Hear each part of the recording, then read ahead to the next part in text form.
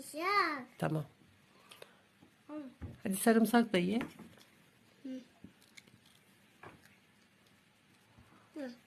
Aferin. Peynir de ısır. Benim değil mi? Peynir de ısır, evet. Peynir de ısır. Zeytin mi ısırdın? Hadi çekirdeğini çıkar.